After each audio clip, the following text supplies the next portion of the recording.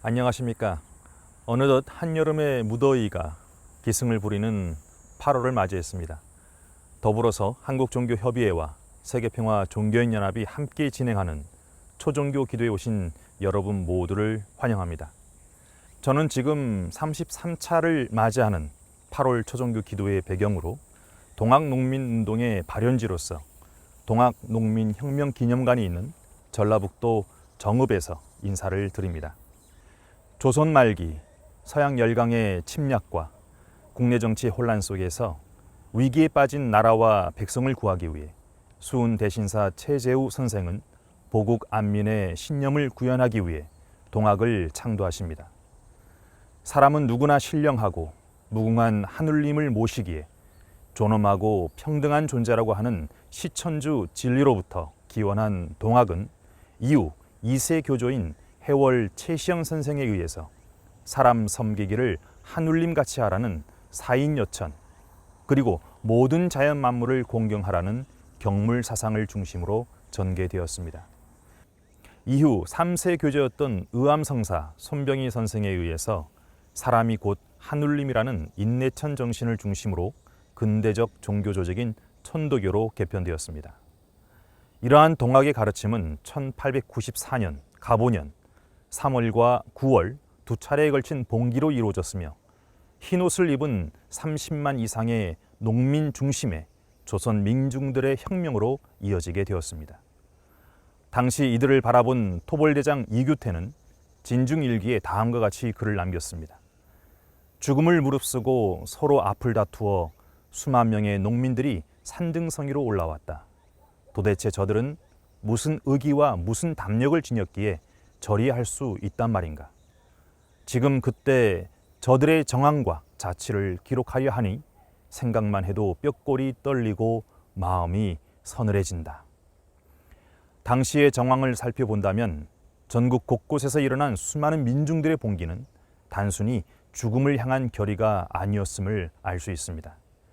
궁극적 실제이신 하늘님에 대한 새로운 깨달음으로부터 인간의 가치를 새롭게 깨닫고 만물을 비롯한 모든 세상의 이치를 평등의 가치로 봄으로써 죽음의 권세를 짓밟고 새로운 생명의 땅과 다시 개벽의 세상으로 나아가고자 했던 것을 우리는 알 수 있습니다.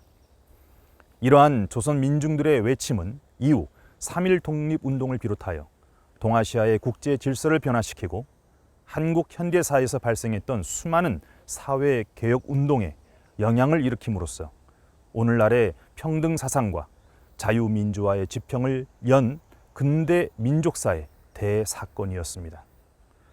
이처럼 암울한 민족사에서 하늘님에 대한 깨달음으로부터 다시 개벽의 세상을 열고자 했던 동학농민개혁운동의 외침과 그 정신의 메아리를 회상해 보면서 2022년 8월 세계평화종교인연합 IAPD 제33차 초종교 기도회를 시작하겠습니다.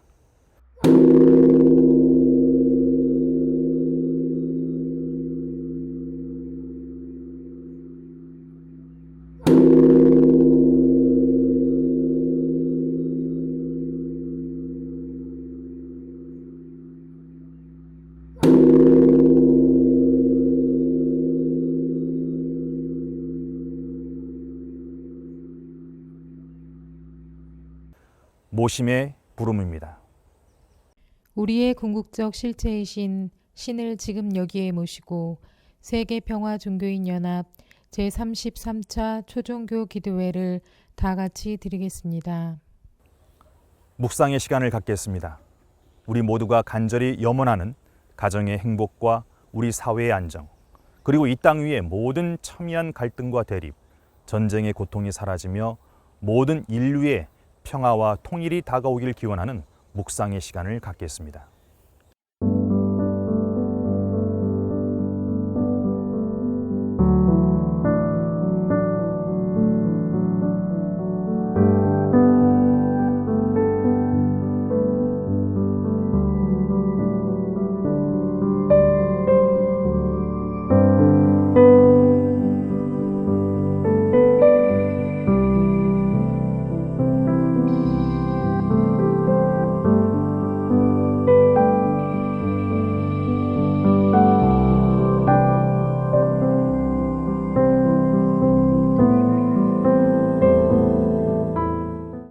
다음은 세계평화종교인연합 창립 선언문을 함께 제창하시겠습니다.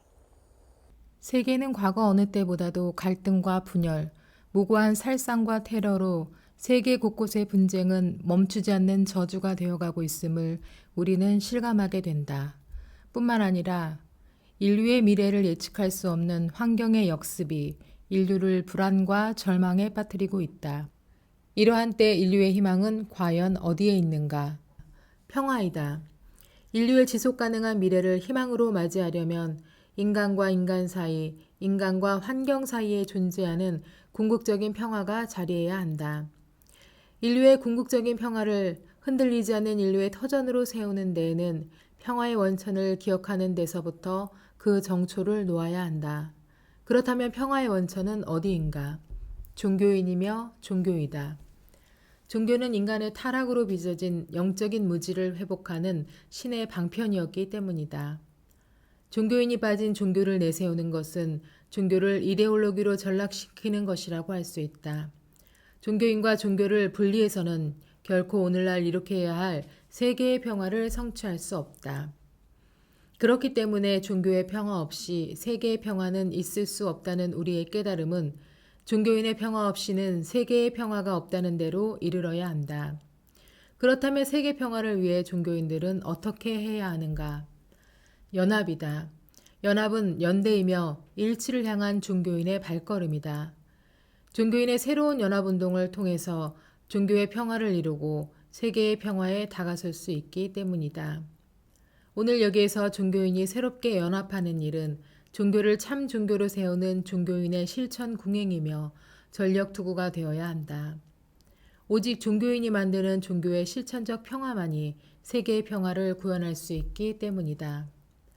세계평화종교인연합은 과거 종교의 실천적 의지를 계승해서 새로운 세계평화를 이룩하는 세계 종교인의 연합임을 다시 천명하며 그 하나를 한국에서 시작하려고 결의한다.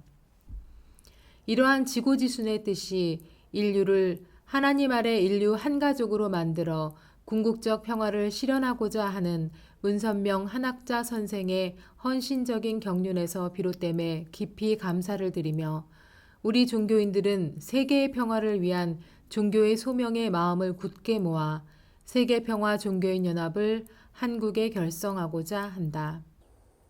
다음은 합심기도의 시간입니다.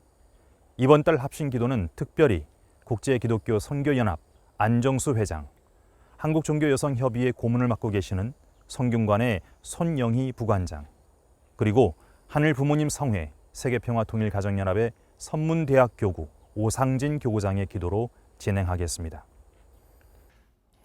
거룩하고 은혜로우신 하나님 아버지, 오늘 초종교 모임입니다. 각 종파의 분들이 오셔서 기도 모임을 갖습니다. 아버지께서 이들의 마음에 함께해 주셔서 힘들고 어렵고 풀리지 않는 일들을 우리들의 기도를 통해서 풀 수 있도록 인도해 주시옵소서. 이상 세계를 이루려는 우리들의 다짐이 하늘 앞에 상납되도록 인도해 주시옵시고, 예수님의 말씀처럼 진리로 너희가 자유케 되리라 하신 말씀처럼 진리의 말씀을 마음판에 새겨서 생활 속에 실천해서 타락으로부터 온 그 세계를 거듭나서 온전함으로 이뤄갈 수 있도록 이끌어 주시옵소서. 더 나아가서는 부처님께서 하신 말씀처럼 자등명, 법등명 하신 돌아가시면서 마음의 등불을 밝히고 말씀의 등불을 밝혀서 스스로 법으로 자신을 의지하라고 하신 것처럼 그 말씀대로 살아갈 수 있게 인도해 주시옵소서. 이제는 예수님도 돌아가셨고 부처님도 돌아가셨고 또 많은 위대한 성인들은 다 돌아가셨습니다. 이제 각각의 자신의 마음에 등불을 밝혀서 말씀의 법대로 온전하게 살아갈 수 있는 그러한 자들이 될 수 있도록 인도해 주시옵소서. 그리함으로써 어린아이가 독사굴에 손을 놓고 또 사자굴에 풀을 뜯는 자들이 있을 수 있게 하시고 토끼와 사자가 뒹굴 수 있는 그러한 이상세계가 될 수 있도록 인도하여 주시옵소서. 하나님 아버지시여, 이제 이 세상은 전쟁으로 또 이기심으로 각각의 물질로 다 빠져나갔습니다. 그렇지만은 우리 종교인들만큼은 하나 되는 마음으로 또 말씀의 법칙으로 온전하게 설 수 있게 인도하여 주시옵소서. 그러므로써 각각의 사람들이 말씀을 받아 곧 신이 돼서 신의 나라를 이룰 수 있게 인도하여 주시옵시고, 더 나아가서는 하나님의 신을 통해서 한국 통일을 이룰 수 있도록 인도해 주시옵소서. 신한국 통일의 주자들이 될 수 있게 인도하여 주시옵시고, 그러므로써 이 땅 가운데 이상 세계를 이룰 수 있는 사람들이 될 수 있도록 인도해 주시옵시고, 이 나라 이 민족을 만들어갈 수 있는 각각의 사람들의 마음속에 내가 아니면 누가 하랴 하는 책임을 갖게 이끌어 주시옵소서. 여기 계신 분들이 다시금 분연히 일어설 수 있도록 인도해 주시옵시고, 지금까지의 잘못된 것을 회개하고 그 회개의 불길이 일어나서 천국의 불길이 될 수 있도록 이끌어 인도해 주실 것을 믿습니다. 오늘 이 아침에도 아버지께서 함께해 주심으로써, 더 나아가서는 각 종교의 성인들이 함께해 주심으로써 각각의 마음이 쓰고 불을 밝히면서 온전한 길을 걸어갈 수 있도록 인도하여 주시옵시며, 이상의 날들을 이루어갈 수 있는 위대한 각 사람의 일꾼들이 될 수 있게 인도해 주시옵소서. 이제 종교 전쟁을 멈추고 각 사람의 마음속에 서로 하나 되고 한 마음이 되고 한 뜻이 되어서 이 땅 가운데 하늘의 뜻을 이룰 수 있는 분들이 여기서 나올 수 있도록 이끌어 주시옵소서. 오늘도 함께해 주심을 감사하고, 오늘 우리가 일어나는 이 모든 일 속에서 주님이 함께할 것을 믿사오며 이 모든 말씀 예수님의 이름으로 기도합나이다. 아멘. 성균관 부관장 손영희입니다. 안녕하십니까?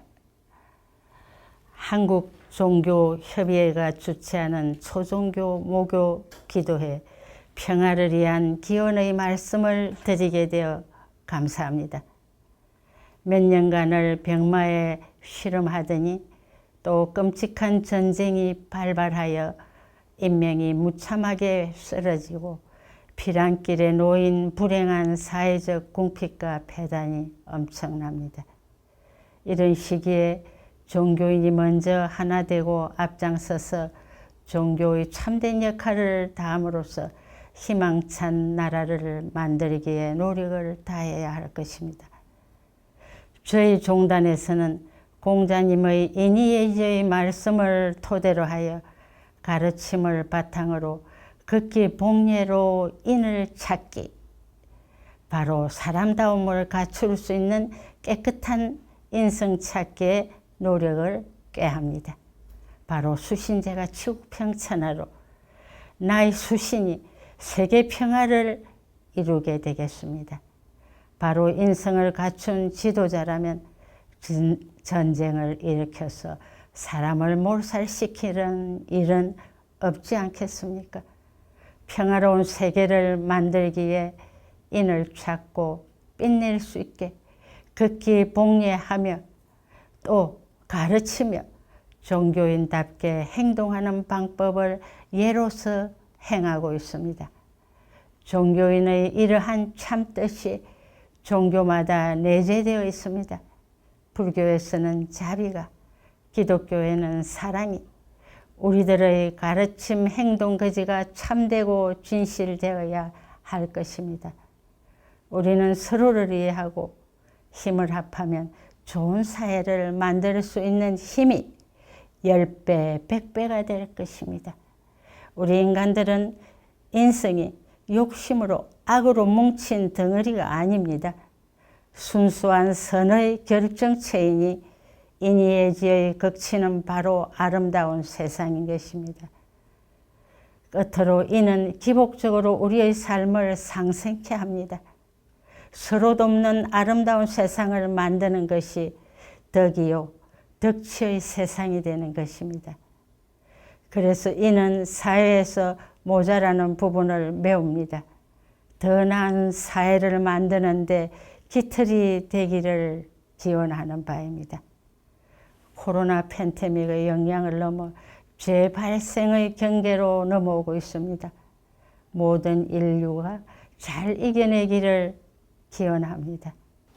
타계하신 김항재 회장님의 명복을 빌면서 그분의 평화를 향한 종교인의 본분을 더 한 번 깨치겠습니다.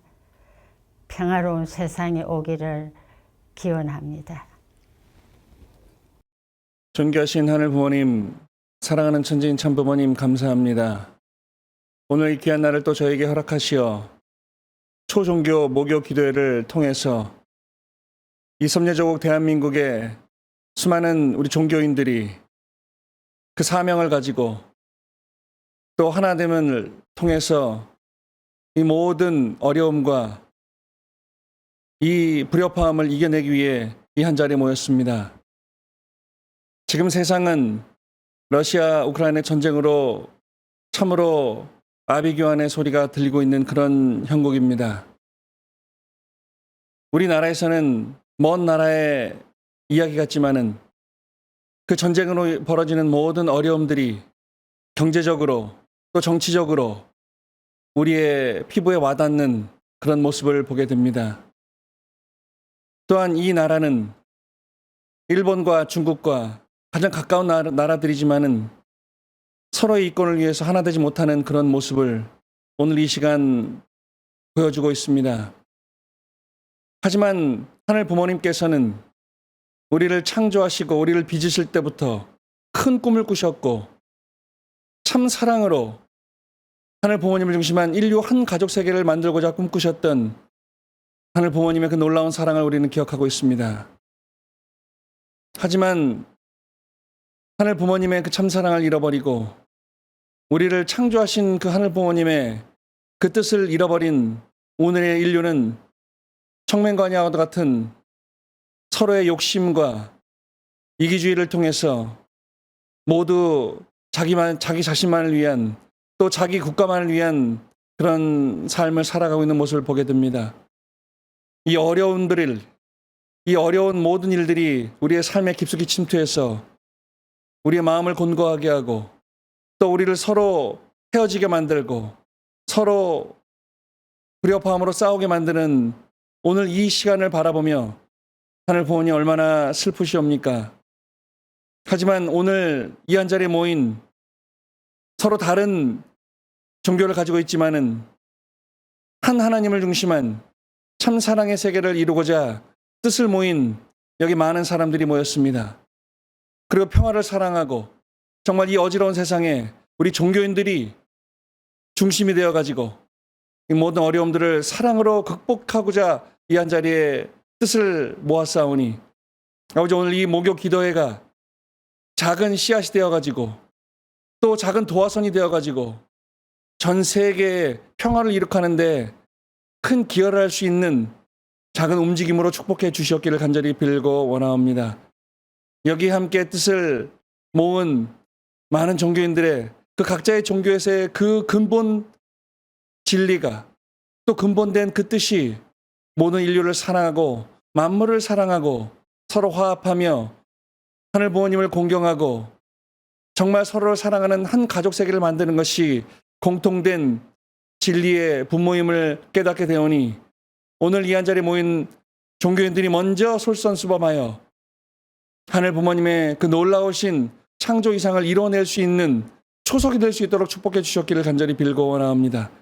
또한 여기 함께 드리고 있는 이 합심의 기도가 하늘에 다 천지를 진동하여 전 세계 이 지구성에 아파하고 있는 모든 우리 사랑하는 자녀들과 형제 자매들에게 기쁨과 또 행복과 또 항구적인 평화의 세계를 보여줄 수 있는 출발점이 될 수 있도록 축복해 주셨기를 간절히 빌고 원합니다.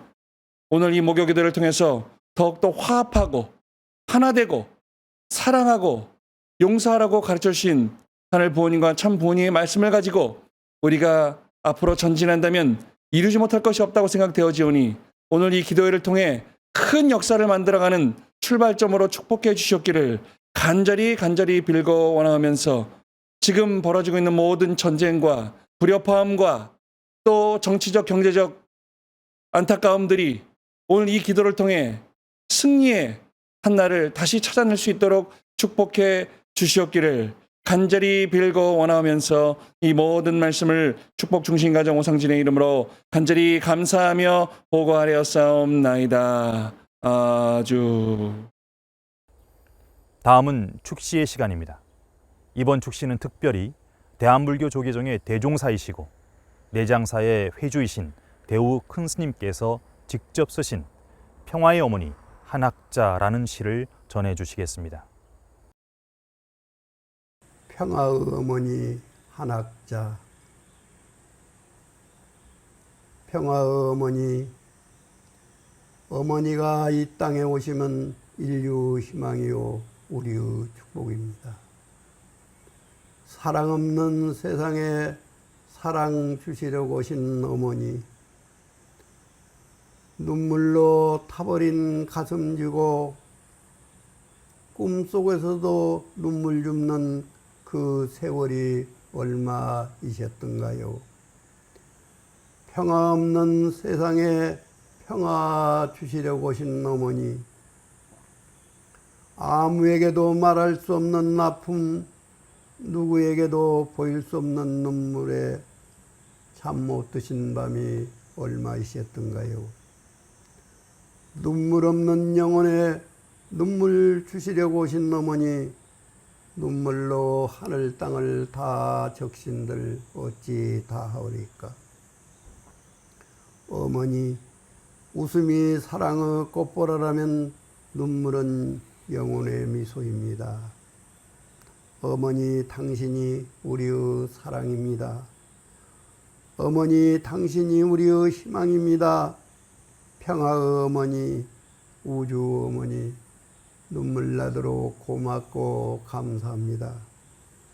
사랑의 어머니, 당신을 존경하고 사랑합니다. 감사합니다. 평생을 부모님, 특히 어머니를 주제로 한 간절한 마음으로 창작 활동을 펼쳐오신 대우 스님께서 특별히 쓰신 감동적인 한 편의 시였습니다. 직접 시를 낭송해 주신 대우 스님께 감사드립니다. 이어서 말씀의 시간을 갖도록 하겠습니다. 각 종단의 한국에서의 역사와 현재에 대해 알아가는 이 시간, 이번 달 말씀은 한국의 대표적인 민족 종교인 천도교의 역사와 현재에 대한 내용으로 준비되었습니다. 말씀은 현재 경희대학교 후마니타스 칼리지 교수로 재직 중이시면서 동학학회장을 맡고 계시는 임형진 교수께서 전해주시겠습니다. 천도교의 역사와 현재에 대한 귀한 가르침을 받는 시간 되시기를 바랍니다. 자, 여러분 인사드리겠습니다. 모시고 안녕하셨습니까? 예, 여러분 반갑습니다. 저는 경희대학교에 있는 임형진 교수입니다. 그리고 지금은 그 동학을 연구하는 학자들의 모임인 동학학회 회장을 맡고 있습니다. 오늘 짧은 시간이지만 여러분들에게 동학천도교의 역사, 동학천도교가 가지고 있는 진리, 그리고 오늘의 모습, 나아가서 미래의 과제까지를 여러분에게 강의하도록 하겠습니다. 제가 이 짧은 시간 동안에 여러분에게 얼만큼 압축해서 전달해 드릴지는 의심스럽긴 합니다만은 그러더라도 최선을 다해서 여러분들에게 동학천도교가 이런 종교입니다 라고 소개를 해 드리도록 하겠습니다. 예, 우선 동학천도교를 얘기하면 우리는 오래된 미래라는 말을 씁니다. 오래됐죠. 예, 동학과 천도교는 오래된 종교입니다. 올해가 동학에서는, 천도교에서는 포독 163년이라고 합니다. 그러니까 동학이 창도된 것이 163년 됐다는 것이죠. 그러니까 100년도, 150년도 지난 이야기니까 굉장히 오래된 건 틀림없죠. 그런데도 불구하고 미래라고까지 얘기하는 것은 오래됐음에도 불구하고 동학 천도교가 가지고 있는 가치가 지금도 여전히 유효하고 또 나아가서 미래에도 유효하다고 믿기 때문에 우리는 동학 천도교를 얘기할 땐 오래된 미래라고 합니다. 왜? 어떻게? 무엇이? 자, 과연 어떤 것이 그 내용인지 한번 보도록 할게요. 특별히 동학 천도교를 얘기하면 우리가 빼놓을 수 없는 역사적 사건, 우리 근대사에서 근대사의 커다란 역사의 물줄기를 돌렸다고 그럴까요? 할 수 있는 두 가지의 사건을 주도했다고 그럴까요? 하여간 책임졌던 그 교단, 종단이 있다면 그것은 동학과 천도교죠. 바로 동학혁명과 3.1운동, 바로 그것이죠. 자, 이걸 포함해서 한번 여러분들에게 말씀을 드리도록 하겠습니다. 먼저 동학천도교를 이야기하기 위해서는 동학을 창도하신, 그러니까 도를 만들었다고 하죠. 그래서 창도라는 표현을 쓰는데 창도한 사람이 바로 경주 사람 수은 최재우입니다. 이 수은 최재우는 양반가는 양반가죠. 그런데 이 어머니가 이 재가녀입니다. 재가녀. 그러니까 한 번 시집 갔다 돌아온 여자예요. 그래서 이 뭐 양반이라고 할 수 있는 아버지 근암공 최옥과 어머니 재가녀인 어머니 한씨 사이에서 태어난 사람이 바로 수은 최재우입니다. 그러니까 수은 최재우는 말하자면 서출이라고 볼 수 있겠죠. 본 부인에서 탄생한 그 소생이 아니기 때문에 서출은 서출인데 재가녀의 자식이다. 그런 의미에서는 특별히 우리 이 경국대전, 우리 조선의 법을 다루고 있는 경국대전에서는 재가녀의 자녀들은 이 버스를 할 수 없다. 과거를 볼 수 없다라는 규정이 있어요. 그러니까 태생적으로 수은 최재우는 이 벼슬과는 거리가 있는 그런 그 참 어떻게 보면 신분적 한계를 안고 태어난 사람이 바로 수은 최재우라는 것이죠. 그런데 이제 수은 최재우의 아버지 근암공 최옥이라는 분은 당시 경상북도에서 최고의 선비다라고 이름이 날 정도로 소위 이제 경상북도는 퇴계 이황의 그 학풍을 잇는 그런 지역 아닙니까? 그런 지역에서 수은 최재우의 아버지인 최옥 선비가 이 이황의 학문을 그대로 이어받은 최고의 선비로다 이름이 났는데 이게 이제 뭐라 그럴까요? 과거를 보아서 향시, 지방시에서 과거를 보면 무조건 장원입니다. 그런데 중앙시, 서울에 가서 보는 중앙시를 보면 떨어지는 거예요. 그래서 8번 봤는데 8번 다 낙방을 했어요. 그러니까 이제 포기하는 거죠. 8번이나 떨어졌는데 또 가서 보겠다는 뭐 염치도 없고, 그리고 이제 좌절할 수준이 없지 않습니까? 그래서 이제 고향에 눌러 앉아서 글방, 소위 서당, 이른바 이제 훈장질이라고 그러죠. 옛날에는 훈장질을 하면서 이제 생계를 유지했던 분이 바로 최옥 선비입니다. 근데 이제 최옥 선비가 왜 그럼 지방에서 그렇게 뛰어난 천재임에도 불구하고 중앙에 가면 시험에 떨어지느냐? 그것은 1800년대라는 소위 우리나라의 19세기 조선 말기인 19세기의 상황 자체가 그야말로 탐관오리들이 들끓고 그리고 뭐 서세, 이른바 서양 세력이 이제 동양을 침범하는 이른바 서세 동점의 시기 아닙니까? 그리고 19세기, 조선의 19세기라는 이 세기는 그러니까 서양이 들어옴으로 인해서 이 백성들 입장에서는 그 공포감이 말할 수 없는 때였어요. 어디 뭐 심지어 오갈 데가 없는 그럴 정도로 심각한 지경에 처해진 것이 19세기입니다. 왜냐하면 서양 세력이 들어온다 하더라도 그것을 지탱시켜줄 이른바 이제 이 성리학, 유학이 딱 자리를 잡고 있었으면 괜찮은데 유학이 자리를 못 잡은 거예요. 왜냐하면 이 탐관오리라는 그 작자들은 한결같이 유학을 통해서 과거 급제한 사람들이 이제 벼슬을 가는 사람들 아니에요. 근데 이 사람들이 하나같이 이제 탐관오리들이 되는 거예요. 왜냐하면 자기들도 벼슬을 살 때 이른바 매간매직이라고 그러지 않습니까? 미리 돈을 주고 벼슬을 사는 거. 이렇게 사서 벼슬을 갖다 보니까 뭐 본전 생각나고 또 이제 백성들을 착취해서 자기도 또 이제 이권을 챙겨야 되고 이러니까 탐관오리 되는 거예요. 그러니까 탐관오리들이 들끓고 서세가 들어왔음에도 불구하고 서세에 대한 방어랄까 이런 것 정신적 방어도 그렇고 뭐 실질적인 물리적 방어도 그렇고 전혀 준비가 안 돼 있었던 상황이 조선이었습니다. 이렇게 최옥 선비가 아무리 뛰어났다 하더라도 중앙에 가서 시험에 떨어질 수뿐이 없는 이유는 그렇게 조선 사회가 썩을 대로 썩은 그런 사회이다 보니까 어쩔 수 없이 이 최옥 같은 뛰어난 선비도 벼슬길이 막히는 그런 것이라고 볼 수 있겠죠. 자, 이렇게 최옥 선비가 고향인 경주에 와서 글방 이 서당을 하고 있는데 이분한테 이제 그 뭐 원한이라고 그럴까요? 한이 하나 있었죠. 이른바 이제 대를 이어야 되는데 양반가는 또 대를 잇는 것이 굉장히 중요했잖아요. 근데 이 최옥 선비에게는 그 아들이 없었어요. 딸은 있었지만 아들이 없었어요. 그러니까 뭐 어떻게든 아들을 보려고 애를 썼지만 아들이 없는 거예요. 그러다가 이제 60 넘어서 아까 말씀드렸던 재가녀인 한씨 부인과 이제 결합을 통해서 아들을 본 거예요. 그러니까 60 넘어서 그 근암공 최옥 선비가 아들을 봤으니까 대단한 능력자라고 볼 수 있겠죠.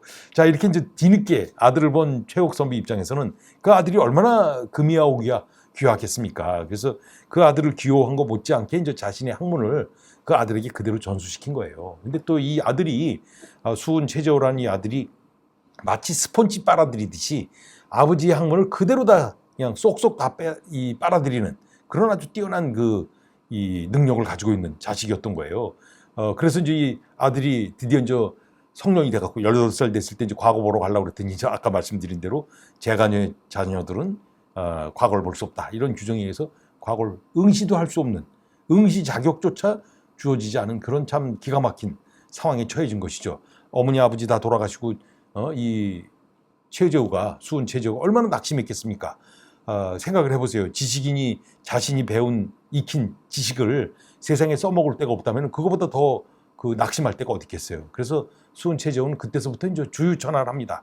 이 동네에 저 동네에 떠돌이 생활하면서 이른바 이제 세상에 희망이 없으니까 겉도는 이런 아웃사이더의 생활을 하는 거였어요. 그런데 수은 최재우가 그렇게 이제 세상을 겉돌다가 마주친 그 사회가 또 마주친 백성들이 그야말로 도탄에 빠진 백성이요 또 세상에 오갈 데 없는 이른바 세계관, 중국적 세계관이 무너지는, 그러니까 성리학이 역할을 못해서 중국 중심의 세계관이라는 것이 무너지는 이런 참 기가 막힌 상황을 목도를 한 겁니다. 그래서 그가 지식인이었기 때문에 여기서 좌절하지 않고 그는 그래 내가 가지고 있는 지식을 세상을 구하는 데 쓰자라고 하면서 이제 다시 공부를 시작하죠. 그리고 수련도 하고 수도도 하고 공부도 다시 하고 그래갖고 드디어 1860년 4월 5일 그 경신년 초 5일이라고 그러죠.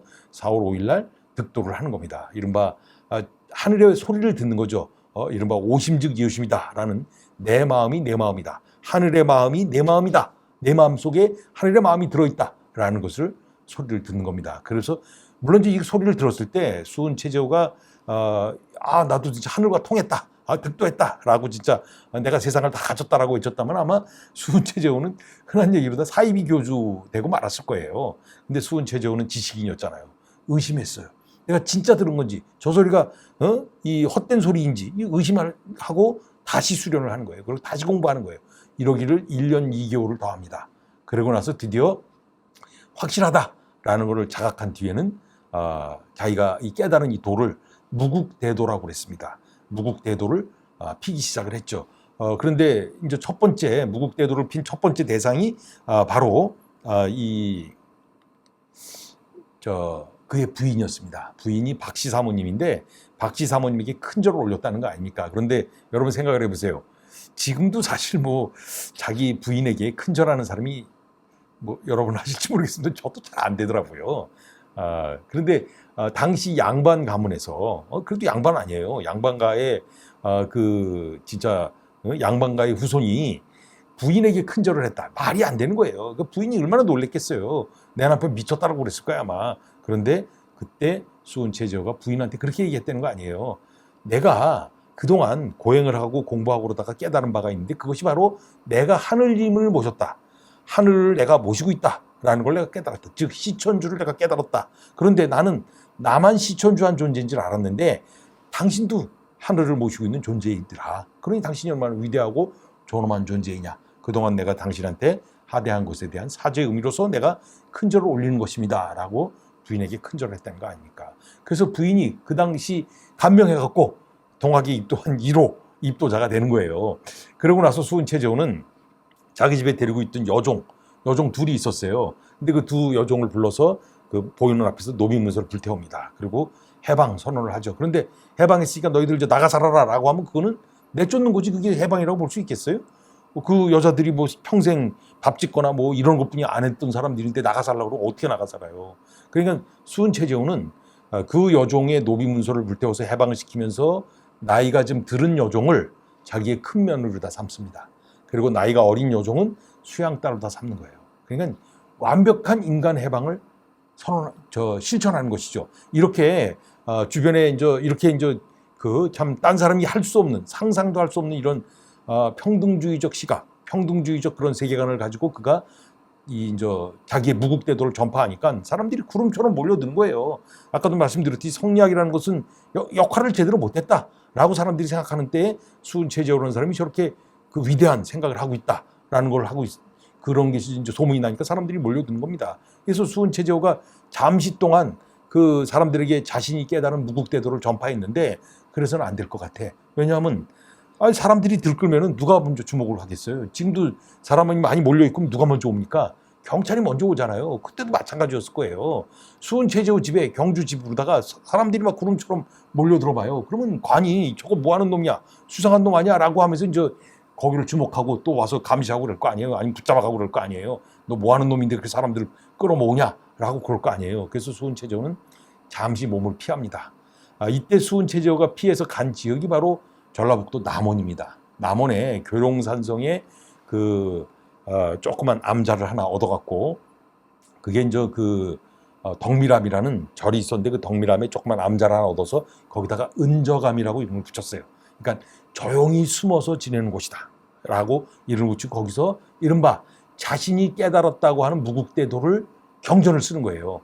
그게 바로 동경대전입니다. 이 동경대전에서 그가 이 동학이라는 말을 만들어내는 거예요. 내가 만든 이 학은, 이 학문은 동방 땅, 우리 땅에서 태어난 학문이기 때문에 동학이다.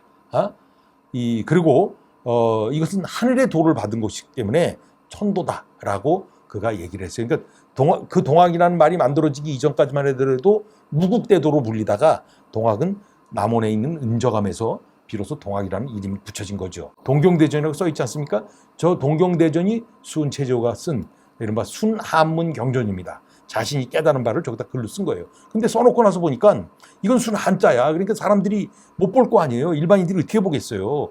양반들은 볼 수 있겠지만, 글 공부한 사람들은 볼 수 있지만 나머지 백성들은 못 보잖아요. 그래서 순수한 이 백성들이 볼 수 있는 이른바 용담유사라는 순한글 가사체, 그것도 이렇게 술술 노래처럼 읊조릴 수 있도록, 누구나 쉽게 따라 부를 수 있도록, 따라서 이렇게 읊조릴 수 있도록 순가사체 용담유사라는 글을 또 쓰는 거예요. 그래서 동학에서는 동경대전과 용담유사 이 두 권이 최고의 경전, 수은 최재호가 만들어낸 써놓은 경전으로서 평가를 받고 있고, 지금도 최고의 경전으로 쓰고 있죠. 자, 이처럼 수은 최재호가 남원 은저감에서 자신이 그동안 깨달은 바를 글로 써놓고, 그리고 다시 이제 돌아옵니다. 은저감에서 한 7개월 정도 계시다가 고향 경주 땅으로 오셔서는 바로 또 체포가 됩니다. 그래서 체포돼서 수은 최재호는 소위 그 좌도난정이라고 해갖고 어지러운 학문을 가지고 혹세무민했다. 정학인 성리학 이외의 학문, 이른바 서학 같은 그런 학문을 했다라는 죄목, 그리고 또 하나는 혹세무민, 백성들을 어지럽혔다라는 죄목으로다가 이 두 가지 제목으로다 수은 최재호가 이 참수, 목이 떨어지는, 대구에서 목이 떨어지는 참수형에 처해집니다. 그러니까 수은 최재호는 동학을 만들어 놓고 실질적으로 다 동학을 이렇게 널리 펴기 시작한 것은 뭐 1년 남짓, 1년도 채 안 되는 동안 동학을 조금 피다가 곧 체포돼서 돌아가신 거예요. 그래서 동학에서는 순도, 도를 지키다 돌아가신 순도자 1호가 수은 최재호죠. 그래서 수은 최재호는 죽었지만 그럼 그 동학은 어떻게 됐는가? 바로 그의 제자 해월 최시영이 전파시키는 역할을 맡습니다. 그래서 해월 최시영은 동학을 수은 최재호로부터 도를 이어받고 이것을 숨어 다니면서 동학을 전파하는 거예요. 그래서 해월 최시영은 이른바 이제 별명이 최보딸이다. 이분도 이제 경주뿐이에요. 최보딸이라고 불리울 정도로다가 보따리 하나 메고 전국을 돌아다니면서 동학을 전파한 거예요. 그런데 그것도 지명수배자였을 거 아니에요. 우리나라 최장기 도발이꾼입니다. 도발이는 순수한 우리말로서 이 관의 쫓김을 피해서 도망다니는 사람을 도발이꾼이라고 하지 않습니까? 이 도발이꾼이에요. 한국 기네스북에 올랐어요. 36년 동안 도발이를 친 사람이야. 그러니까 36년 뒤에 체포가 됐어요.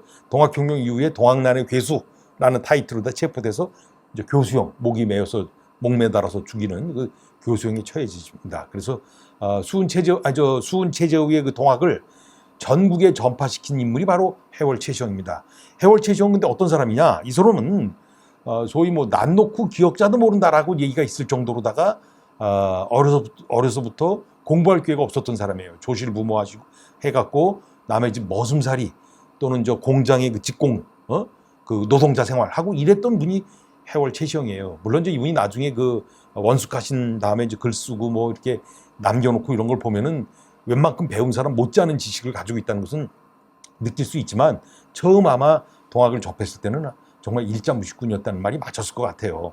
여하튼 이 사람은 36년 동안 전국을 돌아다니면서 동학을 전파했는데 어떻게 전파했겠습니까?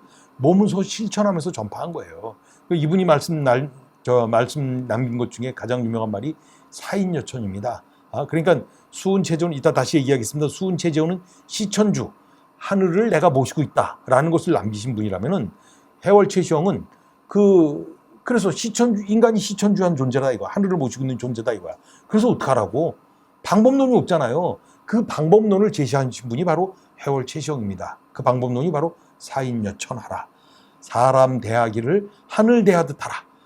그러니까 상대방을 하늘처럼 대하면은 그거보다 더 완벽한 글쎄 뭐 만민평등과 인간평등 사회가 있었겠습니까? 그러니까 해월 최시영이라는 분은 모든 이렇게 36년 동안 전국을 도망 다니시면서 사인여천을 실천하신 분이에요. 그래서 우리나라 최초의 어린이 운동가, 물론 이때 어린이라는 말은 소파 방정환 선생이 만들었죠. 방정환 선생이 여러분 이따가 나오겠습니다만 의암 손병희 선생이 사위인 거 아시죠?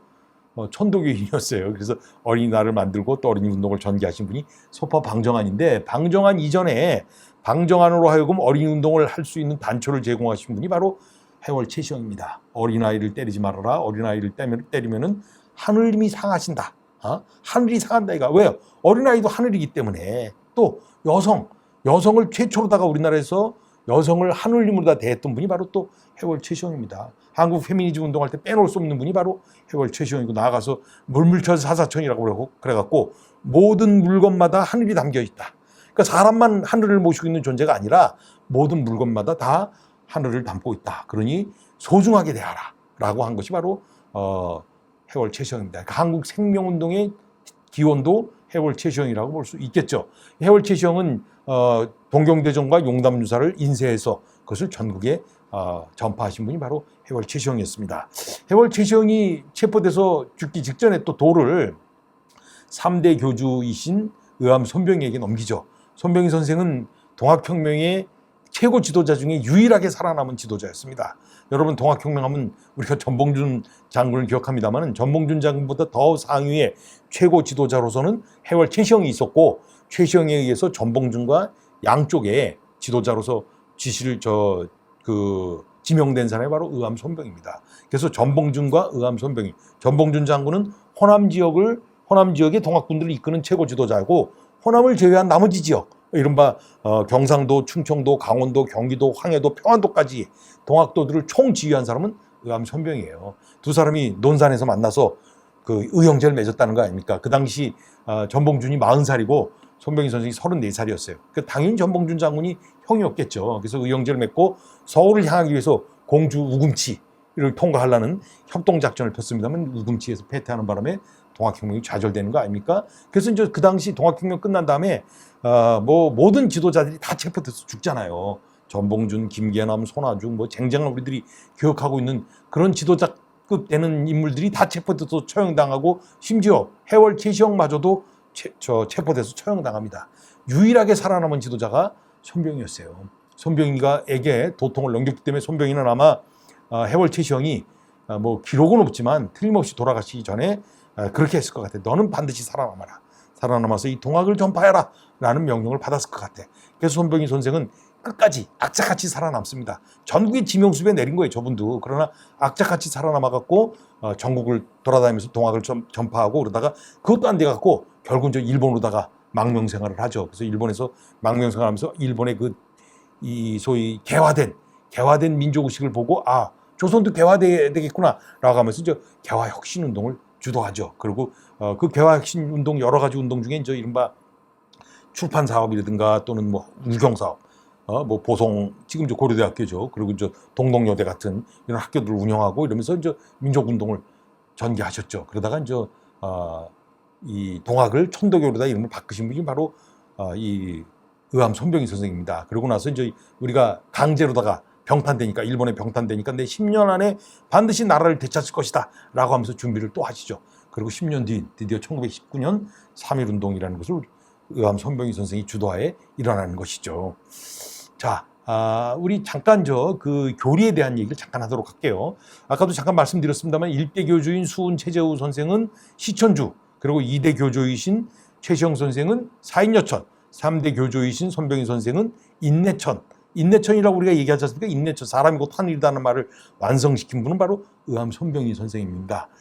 자, 그러면 여기서 이 동학에서는 그 개벽을 얘기하죠. 우리가 흔히 후천개벽이라고 얘기하지 않습니까? 그래서 후천이 있다는 것은 선천, 앞선 시대가 있었다는 거 아니겠어요? 그래서 선천 시대와 후천 시대가 있는데, 동학이 태어난 그때서부터는 우리가 후천의 시대다. 근데 선천의 시대는 그럼 어떠냐? 이거는 각자 위심의 시대. 즉 모두가 자기 마음만을 위하고 살고자 하는 그런 시대가 선천의 시대였다면, 후천의 시대는 동기일체, 모두가 하나로 다 귀일되는, 즉 화로운 그런 공동체, 그것을 만들어가는 사회가 바로 후천 시대다라고 수은 최저우서부터 만들어낸 동학에서는 저런 교리를 가지고 있죠.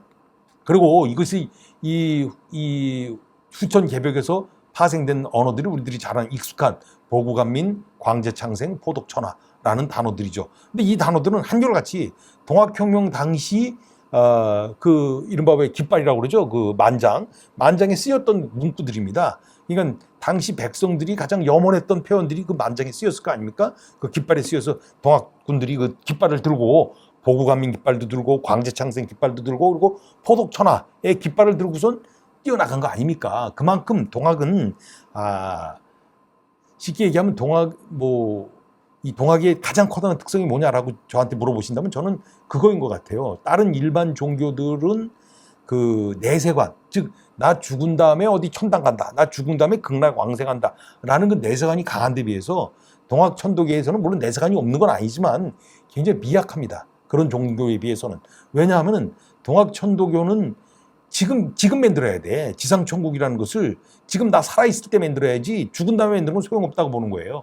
그래서 이들은 동학혁명 당시 죽는 거 번연히 알면서도, 죽창뿐이 없었잖아요. 죽창 들고 총 쏘는 일본군 앞에 왜 뛰어들어갔겠어요. 죽잖아, 그거. 번연히 죽는 거 알면서도 뛰어들어간 거야. 내 당대에는 어떻게든 나는 비록 희생된다 하더라도 내 다음 세대만은 지상천국에서 살게 해주겠다. 그것이 동학의 교리다라는 생각을 확신을 하고 있었기 때문에 그들은 굉장히 현세지향적이었다라는 특성을 가지고 있죠. 이것이 가장 두드러지게 드러나는 것이 바로 동학혁명이죠. 우리들 얼마 전, 몇 년 전이네요 벌써, 녹두꽃이라는 그 드라마, TV 드라마, 아마 동학혁명을 다룬 TV 드라마는 최초의 드라마였던 것 같아요. 거기서 그 동학혁명 얘기를 다룬 거 아닙니까? 동학혁명의 최고 지도자가 바로 저기 해월 최시영이고, 그다음 옆에 있는 사진은 그 드라마에 전봉준 장으로 다 분했던 그 배우의 사진을 캡처해 놓은 겁니다. 그리고 또 하나 빼놓을 수 없는 것이 있다면 3.1운동이죠. 우리가 사실은 3.1운동이라는 표현보다는 3.1혁명이라는 것이 맞는데, 그러나 이미 운동이 일반화됐으니까 그냥 저도 운동다가 얘기를 하도록 할게요. 이 3.1운동을 주도한 사람은 민족 대표 33인이죠. 물론 유관순 누나 같은 분, 훌륭하신 분들이 많았죠. 그러나 실질적으로다가 3.1운동을 주도한 사람은 민족 대표인 건 틀림없죠. 그 중에 대표 중에 대표가 바로 의암 손병희 선생이죠. 손병희 선생이 특별히 그 3.1운동의 3대 원칙을 만들었지 않습니까? 바로 일원화, 대중화, 비폭력. 일원화라는 건 뭡니까? 이건 그 독립만세 외쳐야지 딴소리 하면 안 된다 이거야. 독립청원 해달라든가 아니면 실력 양성을 하자든가 무슨 무장투쟁 하자든가 이런 게 아니라 독립만세로다 단일화시키자, 일원화하자. 그래서 독립선언서를 최남선을 시켜서 쓰게 한 것이고, 그리고 또 천도교가 운영하던 보송사라는 인쇄소를 통해서 35,000부를 만들어서 전국에 종교 조직을 통해서 전국에 배포한 거예요. 그렇기 때문에 전국에서 동시다발적으로다가 3.1운동이 일어날 수 있었지 않습니까? 그리고 그 대중화는 당시 이 천도교의 교도가 일본 기록에 의하면은 우리나라 인구가 그 당시 한 1,600만 좀 넘은 그런 시대였어요. 그런데 일본 기록에 의하면 300만 교도였다는 거예요.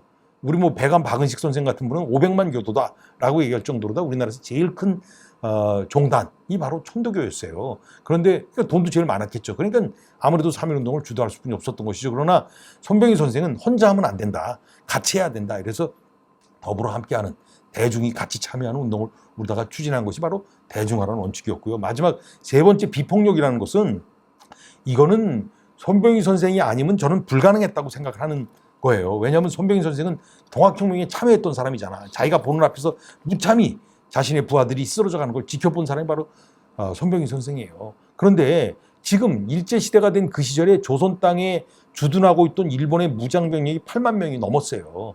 근데 우리가 무슨 그때 죽창 들고 또 덤벼요? 그건 안 되는 거야. 비폭력으로 가자. 그래서 비폭력 운동이 된 겁니다. 3.1운동이 세계적인 평가를 받고, 인도의 시성 타고르라는 사람이 3.1운동을 지켜보고 감동해서 코리아라는 동방의 등불 코리아라는 시를 쓴 것도 바로 3.1운동의 저 비폭력 정신 때문에 가능했던 겁니다. 3.1운동이 우리에게 영원히 자랑스러움이 없었던 것은 저 비폭력, 무저항이라는 저 원칙 때문에 저는 그렇다고 생각을 합니다. 이걸 통해서 우리는 천도교가 또 한 번 우리 사회에 큰 역할을 한 것은 틀림없다. 물론 저 이후에 이 3.1운동 이후에 일제에 의해서 이 천도교는 이게 민족운동 단체지 이거는 종교가 아니다라고 해서 이제 뭐 경무국에서 지켜보면서 간화했고, 그리고 분열 정책을 쓰고 어떻게든 또 친일 단체로 만들려고 무던 애를 썼죠. 그래서 그때서부터 이제 천도교는 점점점 이렇게 왜소해지기 시작한 것이라고 볼 수 있죠. 동학에서는요, 이 모심과 섬김이라는 말 두 가지 단어, 이 두 단어로서 동학의 진리라고 그렇게 다 표현할 수 있습니다. 모심은 시천주, 즉 내가 하늘을 모시고 있다. 내가 나만 모시고 있는 것이 아니라 누구나 다 모시고 있죠. 그다음에 섬긴다. 우리가 왜 누구를 섬긴다는 말을 쓰잖아요. 그게 사인여천, 사람 대하기를 하늘 대하듯 하라라는 것이 바로 섬김의 마음이라고 볼 수 있죠. 모심은 마음 개벽입니다. 마음. 정신 개벽의 또 다른 표현이 이제 마음 개벽 아닙니까? 마음을 개벽시킨다. 그러니까 모든 사람이 다 하늘을 모시고 있다는 존재라는 것을 깨달아라. 그러므로 인해서 나만 위대한 하늘을 모시고 있는 존재가 아니라 너도 모시고 있고 너도 모시고 있고 모두가 모시고 있는, 모두가 다 존엄한 존재다라는 것을 자각하게 하는 것이 바로 모심이고, 이 모심은 저런 운동, 그러니까 적서, 신분, 귀천의 차를 극복하고 남녀의 차이를 부정하고 늙은이와 아이에 대한 존대, 그들을 이렇게 존엄하게 대하는 거, 그리고 평등주의 운동, 그리고 마음의 개벽 운동, 나아가서 동기일체의 그런 그 길로서 인도하는 것이 바로 모심의 운동이고요. 섬김, 이른바 섬김, 사인여천하라라는 것은 사회적 약자에 대한 배려를 하라는 거예요. 그래서 소외된 이웃들, 그리고 모든 사람들을 하늘님처럼 대하고자 하는 거. 여기 나아가서 하늘을 바라다보는 경천의 마음뿐만 아니라 경인의 마음, 이 인간에 대한 공경, 그리고 그것뿐만이 아니죠. 경물, 우리가 왜 경천, 경인은 많이 들어봤어도 경물이라는 말은 거의 못 들어보셨을 거 아닙니까? 경물, 물건을 대할 때도 공경하는 마음으로 대하라라고 하는 삼경사상까지도 이어지는 것이 바로 섬김의 마음이다라고 볼 수 있죠.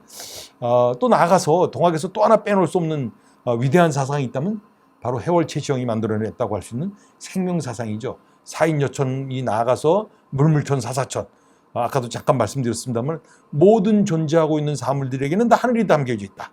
그래서 모든 만물을 대할 때는 하늘을 대하듯 하라 라고 했던 이 물물천 사사천, 그러니까 모든 생명이 담겨져 있다고 보는 거예요. 이 숨쉬고 있는 것만이 생명이 아니라 존재하고 있는 모든 것은 다 생명이 담겨 있다. 그래서 자연도 보호해야 되고 물건도 아껴 써야 되고, 이런 물물천 사사천 정신이 이른바 오늘 한국 생명운동의 시초가 된 것이 바로 해월 최시영이라고 볼 수 있죠. 그리고 또 나아가서 저 삼경사상, 하늘을 공경하고 사람을 공경하고 물건을 공경하라라고 하는 것이 바로 또 해월 최시영이 만들어낸 이른바 우리들이 지금도 계승해도 전혀 무색치 않은 그런 생명사상이라고 볼 수 있습니다. 또 하나 해월 최시영이 만들어낸 것 중에요, 10가지 지켜야 될 계율이 있습니다. 이게 신무천이라고 하는데, 이게 하늘님을 속이지 말라, 하늘님을 거만하게 대하지 말라, 하늘님을 상하게 하지 말라, 이렇게 10가지가 있는 거예요. 그런데 이거를 하늘님이라고 해놨습니다만은 자연이라고 바꿔보세요. 자연을 속이지 말라, 자연을 거만하게 대하지 말라, 자연을 상하게 하지 말라, 자연을 어지럽게 하지 말라, 다 적용되는 말이에요. 또 저기다가 부모님이라고 저걸 대입시켜 보세요. 부모님을 속이지 말라, 부모님을 거만하게 대하지 말라, 부모님을 상하게 하지 말라, 다 적용돼요. 또 자녀들로다가 대입을 해보세요. 자녀를 속이지 말라, 자녀를 거만하게 대하지 말라, 자녀를 상하게 하지 말라. 심지어 아내, 남편 다 적용될 수 있는 거예요. 친구, 뭐든지 다 적용될 수 있는 말이 바로 저 신무천입니다. 그래서 지금도 해월 최시영의 저 신무천 사상은 위대한 이 동학의 위대한 사상으로 지금도 남겨져 있는 것이라고 볼 수 있죠. 인내천이라는 것은 아까 잠깐 말씀드렸습니다만 의암 손병희 선생 때에 와서 완성된 표현입니다. 사람이 곧 하늘이다. 사람이 곧 하늘이다. 하늘이라는 건 뭐겠어요? 존엄하다는 존재 아니에요. 그러니까 민주주의를 얘기할 때 사람을 존엄하게 하기 위해서, 우리가 존엄한 것을 인정하기 위해서 민주주의를 한다고 한다면은 인내천보다 더 민주주의를 적절하게 표현한 말이 있겠습니까? 저는 없다고 봅니다. 그런 의미에서 인내천은 한국 근대성의 발현이고 가장 민주주의적인 한국적 사상이다라고 저는 봅니다. 지금은 우리 동학 천도교는 그 이원 조직입니다. 그래서 교룡사라고 해서 이제 교룡님 중심으로다가 존재되고 있는 이제 실무 행정 조직이 있고, 연원회라고 그래갖고 그러니까 옛날 대접주, 수접주 뭐라고 했던 그 접주 조직, 접조직, 이것이 이제 연원회로다 지금 바뀌었죠. 그래서 연원회, 도정, 도운 이런 식으로 쭉 해서 이제 그 나열이 돼 있어요. 그래서 전국적으로 다 연원회 조직도 또 이어져 있습니다. 그리고 저렇게 조직은 이제 교룡사와 연원회로 다 양원 조직으로 다 되어 있고요. 그다음에 이제 교당, 이 천도교 중앙대교당이 지금 인사동에 있죠. 그리고 전국에 이제 교당이 교구라고 하는데 그것은 한 200여 개 되고 있고, 특이하게도 북한에는요, 평양대교당이 있고 전국 북한 전역에 800교의 강습소가 있다고 합니다. 강습소는 그러니까 말하자면 뭐 조그만 교당이라고 생각하시면 돼요. 수도원이 있는데 이제 의암 손병희 선생이 만든 우이동 봉황각, 그리고 또 이제 그 수은 최재호가 그 이제 득도를 한 이른바 동학을 창도하게 된 그 경주 위에 있는 용담정, 여기를 포함해서 이제 전국에 8개의 수도원이 있고, 기념관 및 기념시설은 뭐 너무 많아갖고 전국에 뭐 곳곳에 있다 보니까요, 이렇게 많은 곳에 천도교 조직이 있습니다. 또 신앙생활을 얘기 잠깐 드리자면요, 그 오관실행이라고 있습니다. 5가지를 실천해야지 천도교인이다라고 얘기하죠. 그래서 주문은 직위금지 원의대강 시천주조화정 영세불명 만사지. 사실은 천도교에서는 저 주문만은 외우면 됩니다. 다른 주문 뭐 몰라도 될 정도로다가 저 주문을 중요시 여기죠. 그다음에 청수, 그러니까 모든 의식을 하는데 동학 천도교에서는 오로지 딱 하나, 맑은 물 한 그릇, 청수라고 그러죠. 그걸 청수만 올리고 모든 의식을 치르고 있습니다. 그리고 이제 시일식, 매주 일요일 날 11시에 이제 각 교구에서 시일식을 교양합니다. 심지어 여러분 오른쪽에 있는 저 사진은 북한 천도교 교당입니다. 평양대교당이에요. 그래서 평양에서도 시일식은 합니다. 그리고 이제 성미라고 그래갖고 밥을 질 때 부녀자들이 집에 있는 부녀자가 밥을 질 때 한 숟가락씩 떠서 이제 남겼다가 그걸 모았다가 이제 그 교구에 갖다 주는, 이걸 성미제도라고 하죠. 그래서 성미 내는 거, 그다음에 이제 지극정성한 마음보다 기도 드리는 거, 이것이 이제 5관입니다. 그래서 요 5가지를 실천하는 것이 이제 천도교에서는 가장 중요한 신앙생활로다가 보고 있죠. 그리고 이제 지금 현재 천도교의 미래라고 그럴까요? 이것은 뭐 많은 문화 활동이랄까요? 문화적 또 그 역할, 또 그 소재로서 활용이 되고 있죠. 뭐 영화도 그렇고 드라마도 그렇고 노래도 그렇고 연극도 그렇고 또 무슨 축제도 그렇고 심지어 책 같은 것도 그렇고 이런 문화 유산으로 다 쓰이고 있고요. 또 이제 정신적 문화로서는 이른바 이제 인내천 사인여천, 뭐 여기 저 후광 김대중 전 대통령이 쓴 휘호인데, 김대중 대통령이 여러분 아시다시피 카톨릭 신자 아닙니까? 그런데 저분이 해외 나가서 외국 정상들을 만나서 그들에게 이제 이렇게 휘호를 써줄 때는 인내천 사인여천을 써줬다는 거 아니에요. 왜냐하면 이건 한국 거다. 한국이 만들어낸 최고의 그 정신적 유산이고 정신적 자산이다라고 하면서 인내천 사인여천을 써줬다라는 건 아주 유명한 얘기죠. 저건 지금도 정신적 가치로서 저는 소중히 남아있는 것이라고 생각을 합니다. 또 하나 우리가 무시해서는 안 되는 지역이 바로 북한 지역이죠. 북한은 지금 우리 남쪽보다 훨씬 천도교가 셌습니다. 실질적으로도 1950년대 북한에서 발행한 조선 영감이라는 것에 보면은요, 천도교인이 169만 명이었어요. 북한 전역에. 다른 어떤 종단보다도 가장 많은 신도수를 가지고 있었던 것이 천도교단이었어요. 지금도 마찬가지입니다. 지금도 북한에서는 최대 종단입니다. 북한 공식적 발표에 의하면은 신도수가 15,000명입니다. 다른 어떤 종단보다도 많은 종단이에요. 그리고 아까 전교실, 그것이 800개 있고, 그 다음에 천도교 청우당이라는 정당이 있습니다. 그래서 천도교 청우당으로 대외 활동을 하는데, 청우당 당원은 16,000명이에요. 그러니까 교인 수보다 1,000명이 더 많아요. 그것은 천도교 교인은 아니더라도 천도교 이념으로 다 만들어진 청우당 활동을 하겠다라고 하는 사람들이 1,000명이 더 있다는 것이라고 볼 수 있겠죠. 그리고 천도교 청우당 위원장은 조선 천도교 중앙 지도위원회의 위원장이고 단국민족통일협의회의 회장이고 북한 최고인민회의 상임위원이고 권력 서열 21위입니다. 지금 현재는 이제 이명철, 그 전까지만 해도 이제 유미영 여사가 자리를 차지하고 있다가 유미영 여사 돌아가신 다음에 이제 이명철이라는 분이 지금 위원장을 맡고 있습니다. 그리고 북한 최고인민회의 대의원, 그러니까 우리보다 지금 국회의원이 23명 있고, 또 북한의 김일성의 인연으로 다 인해서 김일성이가 천도교는 우리 거기 때문에 지켜야 된다 또 천도교하고 자기가 이 항일 빨치산 운동할 때도 도움도 많이 받고 이래갖고선 또 김일성의 스승이 천도교인이었어요. 최동호 선생이라고 우리 임시정부의 법무부장을 하셨던 분이죠. 그래서 그런 인연으로 다 인해서 김일성이 천도교를 보호단체로서 지금도 보호하고 있는 것이죠. 여하튼 천도교 청우당은 지금도 북한 내의 모든 민족 사업을 총괄하고 있는 조직이라고 볼 수 있습니다. 자, 우리가 남북 통일을 얘기할 때 여러 가지 얘기가 나오죠. 뭐 흡수 통일한다, 전쟁 통일 다 불가능한 거 아니겠습니까? 저거 지금 가능하겠습니까?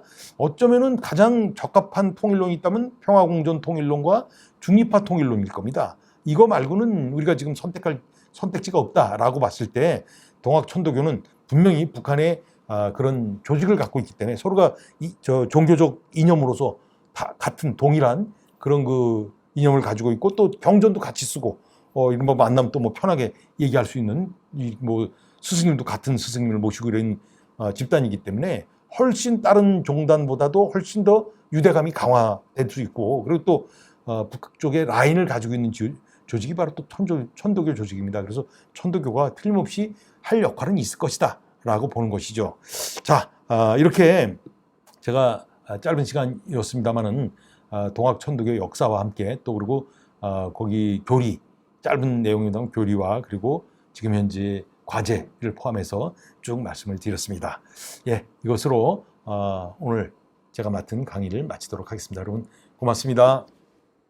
천도교에 대한 역사와 핵심 가르침을 짧은 시간 안에 잘 정리해 주신 임형진 동학 학회장님께 감사드립니다. 이제 한국종교협의회와 세계평화종교인연합이 진행한 제33차 초종교 기도회 순서를 마무리하고자 합니다. 보냄의 선포입니다. 여기 모여 기도드린 우리 모두는 이제부터 세상으로 회향하고자 합니다. 부디 님의 은혜와 가피로 세상을 섬기게 하옵소서. 언제나 변함없는 기도와 정성 그리고 사랑의 실천으로 평화와 통일을 위한 노정에 앞장서시는 종교인 여러분, 인류가 추구하는 새로운 세상은 먼 곳에서 찾는 것이 아닐 것입니다.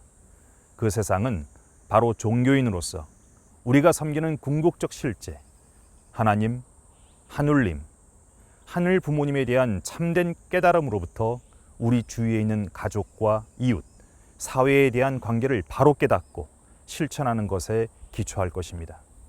그 세상은 모두가 한 형제 자매로서 화합하며 모든 갈등과 분열을 타파하고 참된 행복과 번영 그리고 평화와 통일을 실현하는 세상이 될 것입니다. 오늘 전해주신 천도교의 가르침과 그 다시개벽의 시대를 기원하는 마음으로 8월 제33차 초종교 기도회를 마무리하겠습니다. 저희는 다음 달 9월 제34차 초종교 기도회를 통해서 더욱 은혜로운 기도와 말씀으로 다시 찾아뵙겠습니다. 8월 한 달도 모두 건강과 행복이 충만하시고 뜻깊은 시간 되시기를 기원합니다. 감사합니다.